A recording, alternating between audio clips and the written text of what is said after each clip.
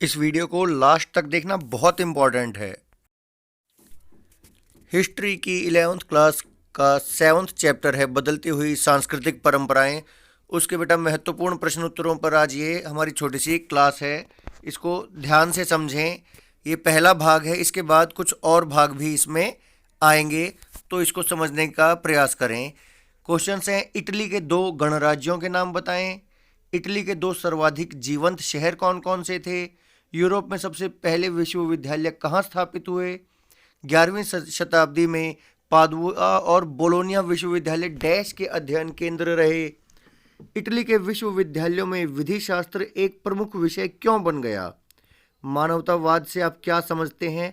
Cicero कौन था। Florence की प्रसिद्धि में किन दो व्यक्तियों का बड़ा हाथ था। रेनेसा व्यक्ति शब्द का प्रयोग किन के लिए किया जाता था। अरबी भाषा में प्लेटो और एरिस्टोटल को किस नाम से जाना जाता था। और लास्ट है, यथार्थवाद से आप क्या समझते हैं। चलिए शुरू करते हैं बेटा इन क्वेश्चंस को। पहला है हमारा, इटली के दो गणराज्यों के नाम बताएं। ये थे फ्लोरेंस और वेनिस। गणराज्य वो होते हैं बेटा जहाँ पर किसी एक राजा का शासन ना होकर कुछ व्यक्ति या जनता मिलकर अपना शासक चुनती है, अपना प्रतिनिधि चुनती है और वे ही सरकार चलाते हैं। तो फ्लोरेंस और वेनिस में गणराज्य था उस वक्त। अगला है, इटली के दो सर्वाधिक जीवंत शहर कौन कौन से थे। इसमें भी एक तो वेनिस है और एक है जिनेवा। यहाँ पर समझे बेटा, जीवंत शहर का मतलब है जहाँ पर लोगों को रचनात्मकता की स्वतंत्रता थी, ज़्यादा बंदिशें नहीं थी, ज़्यादा धार्मिक बंदिशें या राजा की बंदिशें या अभिजात वर्ग की बंदिशें नहीं थी यहाँ पर। वेनिस और जिनेवा। यूरोप में सबसे पहले विश्वविद्यालय कहाँ स्थापित हुई, यूनिवर्सिटीज़ कहाँ स्थापित हुई। ये हुई बेटा इटली के शहरों में। कहाँ हुए सबसे पहले विश्वविद्यालय, इटली के शहरों में स्थापित हुए। और 11वीं शताब्दी में पादुआ और बोलोनिया विश्वविद्यालय डैश के अध्ययन केंद्र रहे। किस पर्टिकुलर सब्जेक्ट की हम बात कर रहे हैं, यहाँ पर बात कर रहे हैं बेटा हम विधि शास्त्र की। विधि शास्त्र क्या होता है, कानून के बारे में पढ़ाई की। अगला क्वेश्चन हमारा इससे रिलेटेड है, इटली के विश्वविद्यालयों में विधि शास्त्र एक प्रमुख विषय क्यों बन गया। अब बेटा इसको समझो कि विधि शास्त्र यानी कानून की पढ़ाई इटली में इतनी इम्पोर्टेंट क्यों हो गई थी। उसका कारण था कि इटली में ना बहुत सारा व्यापार होता था इटली के नगरों में। अब भाई व्यापार होगा तो उसके लिए लिखित दस्तावेज भी चाहिए होंगे। छोटे मोटे व्यापार में तो कोई बात नहीं, लेकिन जब लॉन्ग टर्म व्यापार या विदेशों के साथ व्यापार होगा तो उसके लिए तो बहुत सारे डॉक्यूमेंट्स बनाने पड़ते हैं, समझौते तैयार करने पड़ते हैं। तो हम इसको एक बार देखते हैं। इटली के नगरों के प्रमुख क्रियाकलाप व्यापार और वाणिज्य संबंधी थे, इसलिए वकीलों और नोटरी की बहुत अधिक आवश्यकता होती थी, क्योंकि वह नियमों को लिखते, उनकी व्याख्या करते और समझौते तैयार करते थे, और इसके बिना बड़े पैमाने पर व्यापार करना संभव नहीं था। और यही कारण था कि कानून का अध्ययन एक प्रिय विषय बन गया था। वहाँ के स्टूडेंट्स इसमें बहुत रुचि लेते थे, क्योंकि उसके बाद उनको मालूम है कि भाई उनका बढ़िया बिजनेस चल जाएगा, उनकी बढ़िया दुकान चल जाएगी वकालत की या नोटरी की। अगला है बेटा क्वेश्चन, मानवतावाद से आप क्या समझते हैं।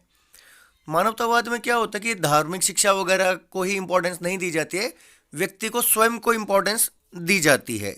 एक बार हम इसको पढ़ भी लेते हैं। यूरोप में 13वीं और 14वीं शताब्दी में शिक्षा के अनेक कार्यक्रमों का संचालन किया गया। विद्वानों का मत था कि केवल धार्मिक शिक्षा, ध्यान दे बेटा, कि केवल धार्मिक शिक्षा विकास की दृष्टि से पर्याप्त नहीं है। और इसी नई संस्कृति को 19वीं सदी के इतिहासकारों ने मानवतावाद की संज्ञा दी। अब हम देखते हैं 15वीं शताब्दी की शुरुआत में मानवतावादी शब्द उन टीचर्स के लिए, अध्यापकों के लिए प्रयोग किया जाता था जो व्याकरण, अलंकार शास्त्र, कविता, इतिहास तथा नीति दर्शन में अध्ययन कार्य करते थे। इसका मतलब है बेटा कि अब केवल धार्मिक विषय ही प्रमुख नहीं थे, अन्य विषय भी प्रमुख हो गए थे, और इसे ही मानवतावाद की संज्ञा दी गई। सिसरो कौन था। सिसरो रोम का एक वकील व निबंधकार था जो जूलियस सीजर, आपने बेटा रोमन साम्राज्य में पढ़ा था 3rd चैप्टर में, जूलियस सीजर है उसका समकालीन था, यानी इसी समय ये भी था। फ्लोरेंस की प्रसिद्धि में किन दो व्यक्तियों का बड़ा हाथ था। बेटा कोई भी शहर प्रसिद्ध कब होता है, जब वहाँ पे कोई फेमस पर्सनैलिटीज़ होती हैं। तो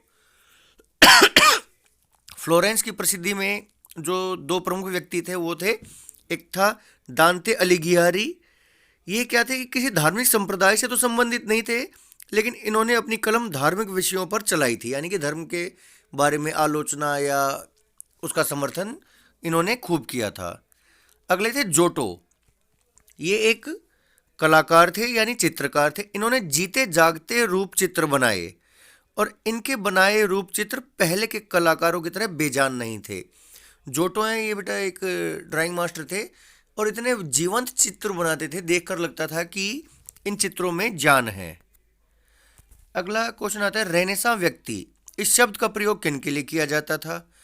तो इन शब्द का प्रयोग उस मनुष्य के लिए किया जाता था जिसकी अनेक रुचियां हो, यानी कि जो अनेक चीज़ें जानता हो, करने का इच्छुक हो और अनेक हुनर में उसे महारत प्राप्त हो।